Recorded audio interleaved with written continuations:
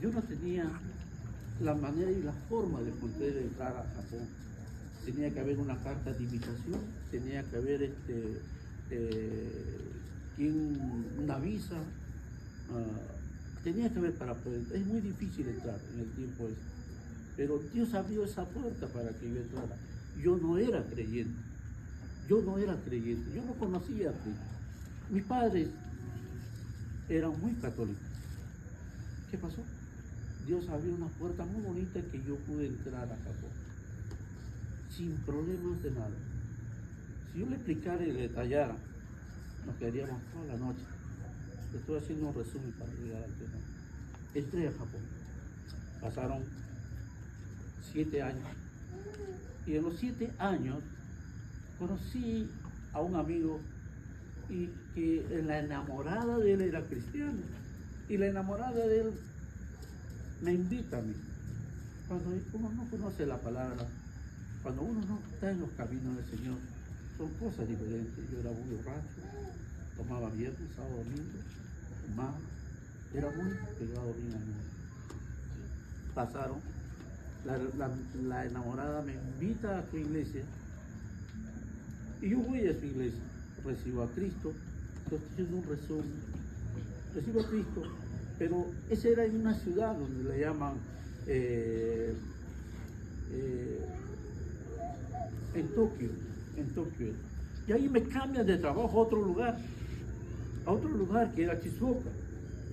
En Shizuoka, ahí yo fui a una iglesia brasilera a congregar. Yo estaba en el primer amor. ¿Qué pasó? Que había un hermanito, póngale atención, un hermanito peruano, soy peruano yo, estaba mal con una herida en el que no cicatrizaba la herida. Y él me pide a mí que por favor lo acompañara para hacer una vigilia. Ahora yo le digo, bueno, yo no conocía mucho la palabra. Es más, no conocía nada de fe. Y yo voy donde el pastor, mi pastor brasilero, le digo que mi hermano quiere hacer una vigilia y la verdad yo no sé, ¿lo puedo hacer o no? Y es lo correcto, acercarse a su pastor para poder preguntarle las cosas, que si está bien o no. Me acerqué a él y mi pastor me dijo, si tú tienes ese deseo y quieres hacerlo, hazlo. Pero yo no sé hacer, ¿cómo es la vigilia?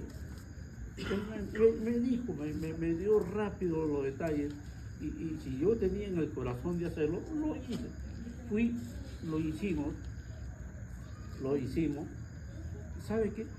Lo hicimos, pero el problema es que yo, ¿sabe qué? Yo había entrado a Japón y ya tenía 10 años ahí en Japón y no tenía visa. Miren, una cosa muy importante, no tenía visa. Hice la vigilia. Todos los sábados, hermanos, desde las 11 de la noche, terminaba el culto el día sábado, a las 10, a las 11 nos íbamos, y terminaba la vigilia que hacíamos con mi hermanito a las 5 de la mañana. ¿Y sabe dónde lo hacíamos? En un carro pequeño, él adelante y yo atrás. Lo que él hablaba, yo lo hablaba. Lo que él cantaba, yo cantaba. Lo que él leía, yo escuchaba. Y así fueron 3 meses, hermano. En pleno frío. Él me decía, vamos a hacerlo en un parque. Y yo digo, no lo podemos hacer en un parque, porque yo no tenía visa. Yo vivía dentro de una fábrica, en un rincón oscuro. Decía, vamos a hacer la vigilia con tu carro dentro de la fábrica. ¿Por qué? Porque a ver, si lo hacía en un parque, pasaba la policía y me llevaba a la policía. Fíjese. Según nos escogió Dios. Aleluya. Según nos escogió. Bueno, pasó 3 meses y el pastor se acerca, mi pastor, se llamaba Luis, se acerca y dice, Ernesto, vamos a hacer un trabajo de lengua hispana, o sea, un culto en español. Un culto en español, pastor. Bien, le digo, qué bien, lo agarro, lo felicito. Pastor, ¿y ahora quién va a estar al frente? Ernesto, tú me dices. Yo, pastor, sí, sí, tú vas a estar al frente. Pastor, ya, también lo acepto. Recuerdo, yo no sabía nada. No conocía ni un versículo de la Biblia. Pero cuando leí este versículo, cuando dice que Él me fundó antes de la fundación del mundo, eso me impactó cuando yo estaba aprendiendo la doctrina. Y recuerdo, hay un cuartito chiquitito que yo dormía en la fábrica. Y cada pastor que venía de otros lugares, y yo me quedaba con él desde las 11 de la noche hasta las 3 de la mañana dándome un discipulado. Un discipulado que yo ese tiempo de los 7 meses que le había pedido al pastor para poder después yo predicar la palabra. Y entonces esos 7 meses yo estaba ahí aprendiendo con diferentes pastores que venían. Y los pastores se quedaban en mi cuartito. Él dormía en mi cama y yo en el suelo. Y el Señor trabajando con el Espíritu Santo, formándome, llenándome de su palabra, discipulándome ahí.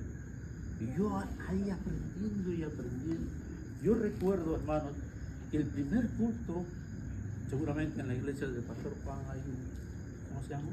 Púlpito. Y te tapa la pierna, ¿no es cierto? La parte de la pierna. Hermano, el primer día que el primer culto, yo estaba detrás del púlpito, yo estaba bailando, hermano. No en danza, sino de nervios. Bueno, no sabía nada, pero el Señor cada vez poco a poco me iba capacitando. Cada vez poco a poco. Recuerdo el primer día, 24 personas de lengua hispana llegaron a la iglesia. El primer culto, maravilloso. ¿Qué quiero decir, hermano? ¿Qué quiero decir con todo esto?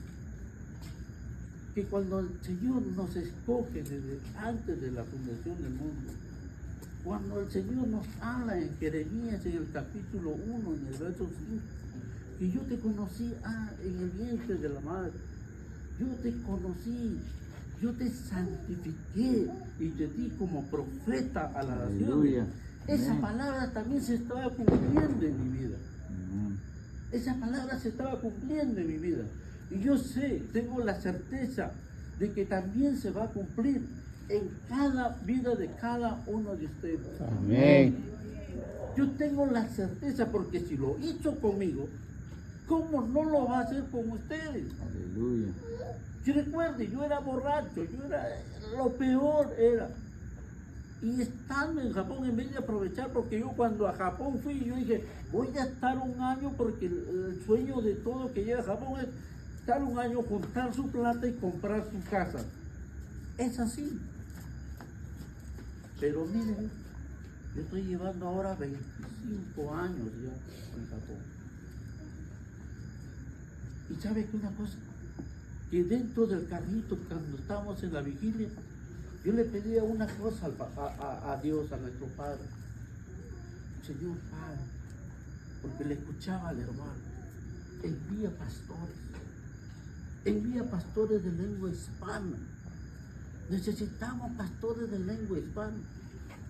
Así era la vigilia y todos los sábados. ¿Y sabe qué pasó? Lo que pasó es que, miren, yo pidiendo que mande pastores cuando Dios a uno lo prepara y lo capacita para ser pastor. Yo me quedo admirado de mi vida. Yo cuando a mis hermanos de la congregación les cuento así, detalladamente, ellos se quedan admirados. Porque mire, vean, yo tengo gracia de pastor, tengo tamaño de pastor, tengo palabras quizás más de... No. Esto quiere determinar que para Dios no hace excepciones de personas. No diga que yo no puedo hablar así como hablaba Jeremías. Yo no tengo entendimiento de la palabra. El testimonio es importante, o no es importante. Amén. El testimonio. Amén. El testimonio de una persona es importante. El testimonio de una persona es donde usted puede ganar muchas vidas. El testimonio mío, cuando me casé, fui preso en inmigración, estaba 1 mes y medio. Salí de inmigraciones, gracias a Dios, con 1 año de visa. Cuando salí, me accidenté el dedo y estaba descansando como 80 días. Y en esos días yo me iba a predicar con mi esposa, Carmen. Nos íbamos a predicar a emigraciones, a los presos que estaban en emigraciones. Y cuando voy, me averiguo los nombres que estaban ahí y les hago la visita. ¿Sabes qué es la palabra que le decía?